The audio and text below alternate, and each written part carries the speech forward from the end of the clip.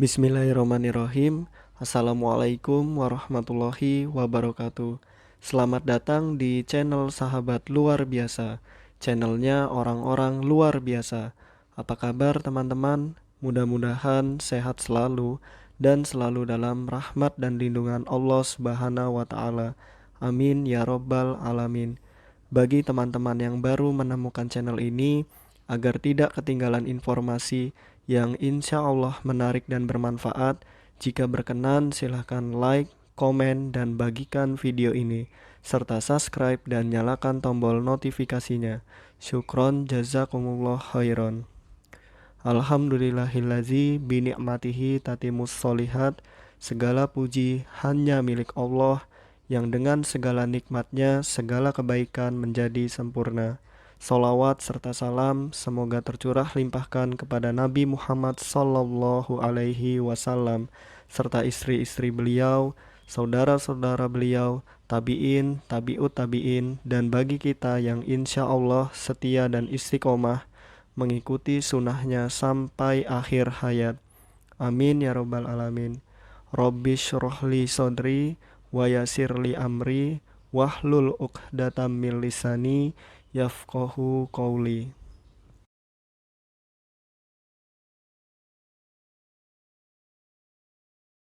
Baik teman-teman, kali ini kita akan masuk ke teknik atau metode bina diri dan bina gerak. Nah, teknik atau metode bina diri dan bina gerak menurut Musafak tahun 2010 ada 6. Yang pertama, mengungkapkan bahwa mohon maaf bukan yang pertama ya teman-teman, ini mengungkapkan bahwa banyak metode dan teknik yang dapat digunakan untuk melatih kemampuan gerak anak-anak tunadaksa, antara lain yang pertama aktivitas gerak persepsual, yang kedua pendekatan tematik, yang keempat latihan keterampilan, yang kelima permainan, dan yang kelima pendidikan olahraga.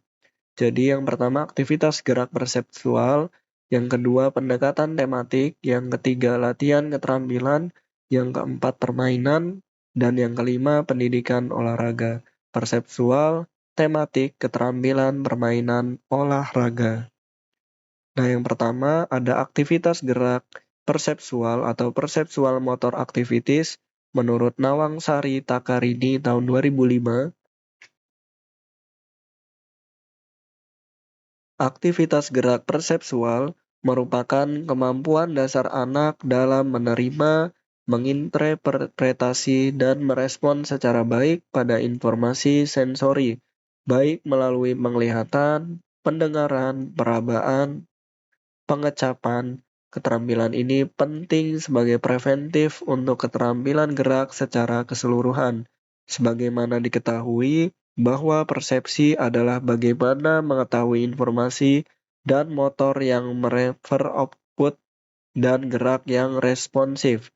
Contoh aktivitas untuk mengembangkan kemampuan gerak persepsual adalah, nah di sini ada 8.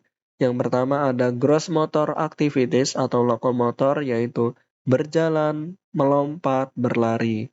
Lalu ada vestibular activities, yaitu meniti papan keseimbangan, melompat terowongan silinder.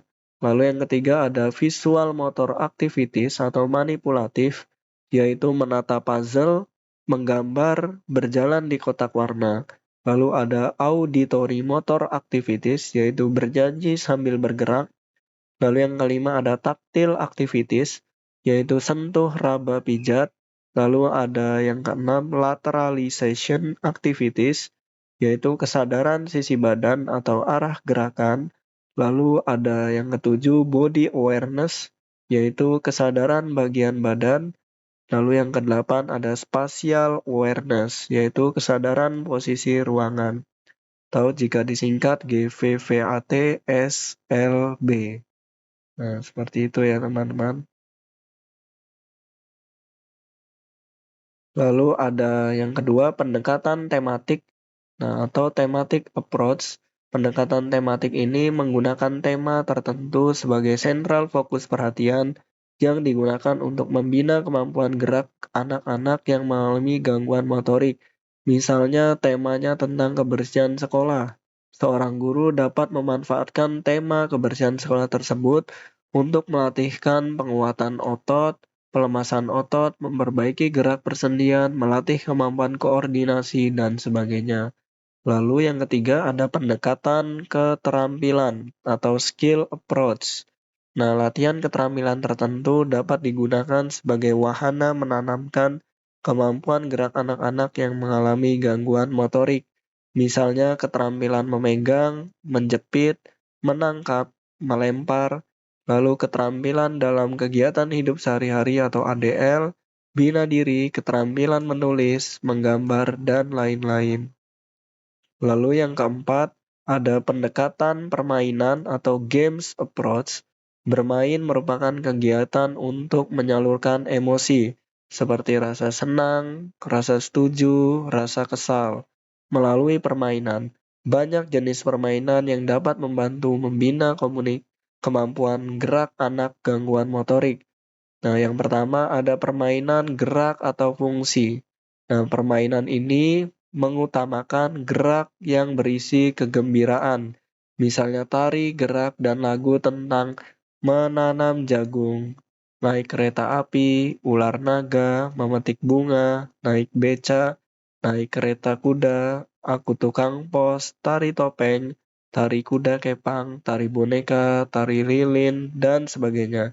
Anak-anak diminta memeragakan gerakan-gerakan sesuai dengan lagu atau musik yang didengarnya, dengan penuh perasaan dan kegembiraan. Tujuan permainan dengan gerakan ini memang adalah agar anak gembira, bahagia, senang melalui permainan fantasi ini. Yang kedua, ada permainan destruktif. Nah, permainan destruktif adalah permainan untuk melampiaskan kekesalan hati, dendam, benci, dan lain-lain, agar menjadi puas dan senang. Di dalam permainan ini, anak diminta merusak alat-alat permainannya karena seakan-akan ada rahasia di dalam permainan itu. Tujuannya agar anak menemukan kesenangan dan kepuasan. Oleh karena itu, permainan ini tidak boleh berlangsung lama dan jangan menggunakan alat permainan yang berharga. Setelah itu, anak segera dialihkan kegiatan anak dengan permainan yang lain. Nah, karena destruktif ini seperti sifatnya negatif ya teman-teman. Nah, makanya tidak boleh terlalu lama dan menggunakan barang yang berharga karena permainannya itu bakal dirusak. Ini hanya untuk melampiaskan kekesalan hati, dendam, benci, dan lain-lain ya teman-teman. Jika sudah terlampiaskan, segera alihkan dengan kegiatan yang lainnya atau permainan lain. Yang ketiga ada permainan konstruktif. Nah, jika destruktif tadi merusak, konstruktif ini permainan yang membangun. Misalnya dengan cara anak diminta menyusun balok-balok, batu-batu, kayu, dan papan.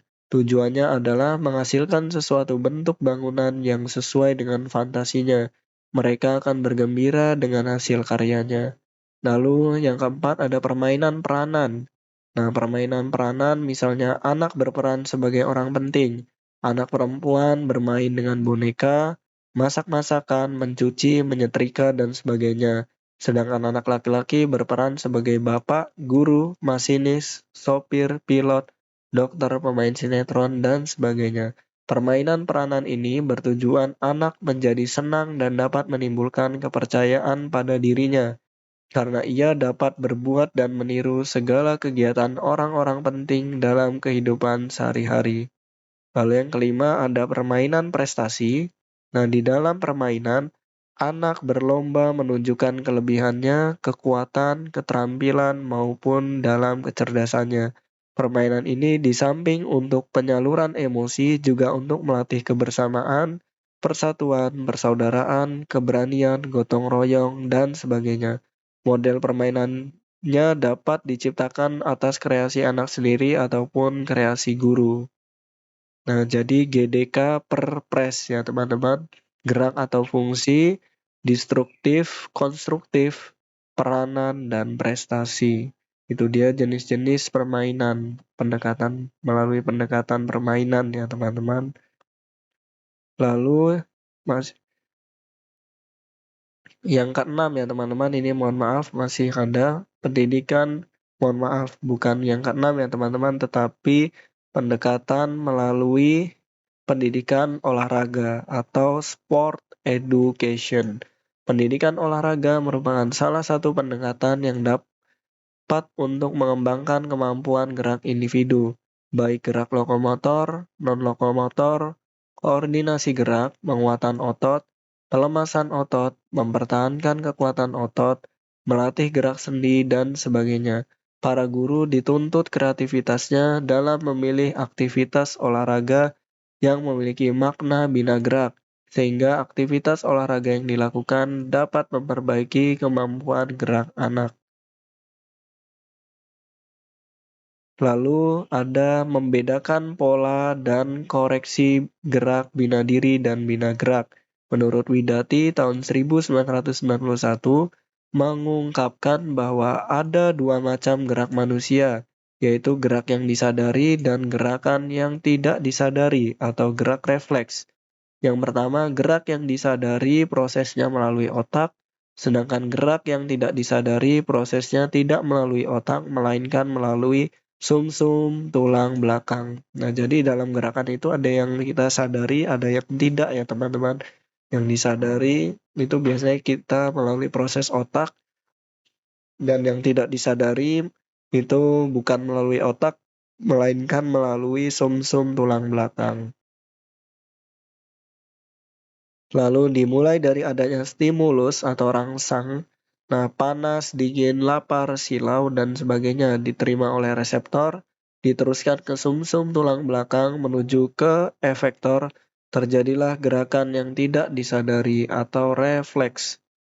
Lalu ada gerak dasar tubuh, dimulai dari gerakan terlentang, miring, tengkurap, berguling, merayap, merangkak, duduk, berdiri, berjalan, sampai berlari. Selain gerakan dasar, kita kenal gerak manipulatif dan gerak non-manipulatif. Nah, gerakan manipulatif ini apa? Ini adalah gerakan yang memerlukan koordinasi dengan ruang dan benda di sekitarnya.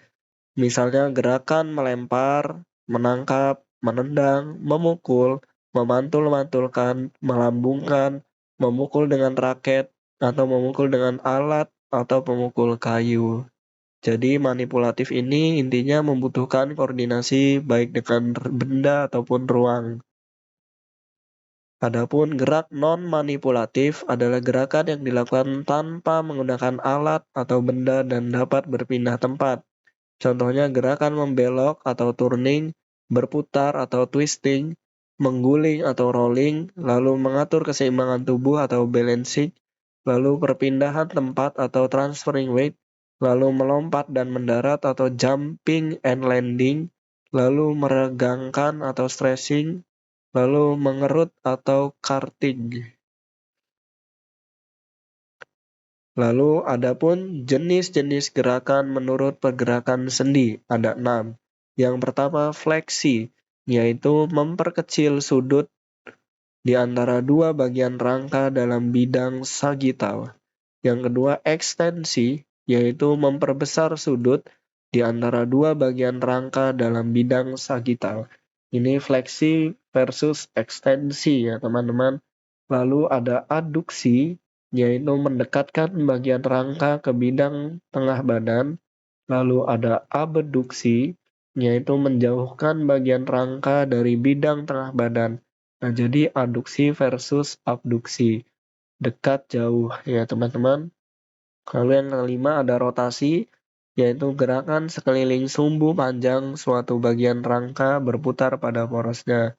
Lalu yang keenam ada sirkumduksi, yaitu gerak melingkar kombinasi dari semua gerak di atas. Jika disingkat yaitu FAIRS, nah, FE, fleksi, ekstensi, AA itu aduksi dan abduksi, RS itu rotasi dan sirkumduksi. Kecil besar, dekat jauh, keliling melingkar. Seperti itu ya teman-teman. Lalu jenis gerakan menurut jumlah otot yang bergerak pada garis besarnya menurut Widati tahun 1991. Yang pertama ada gerakan kasar atau gross motor, gerakan yang dilakukan oleh banyak otot, misalnya gerakan berjalan, berlari, meloncat, dan melompat. Lalu yang kedua ada gerakan halus atau fine motor, Nah, gross motor ini melibatkan otot besar ya teman-teman. Nah, jika halus itu otot-otot kecil. Nah, gerakan yang dilakukan oleh sedikit otot, misalnya menulis, menggambar, makan, dan minum. Jadi ada gross motor, ada fine motor, ada gerakan motorik kasar, dan motorik halus. Baik teman-teman, mungkin itu saja yang dapat saya bagikan. Apabila ada kebenaran, pastikan itu datangnya dari Allah Subhanahu wa taala, dan apabila ada kesalahan, pastikan itu datangnya dari saya.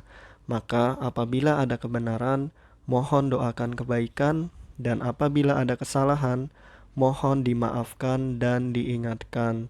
Syukron jazakumullah khairan. Allahumma inni as'aluka ilman nafi'an wa rizqan thayyiban wa amalan mutaqabbalan. Subhanakallahumma wa bihamdika asyhadu an la ilaha illa anta astaghfiruka wa atubu ilaik. Wassalamualaikum warahmatullahi wabarakatuh.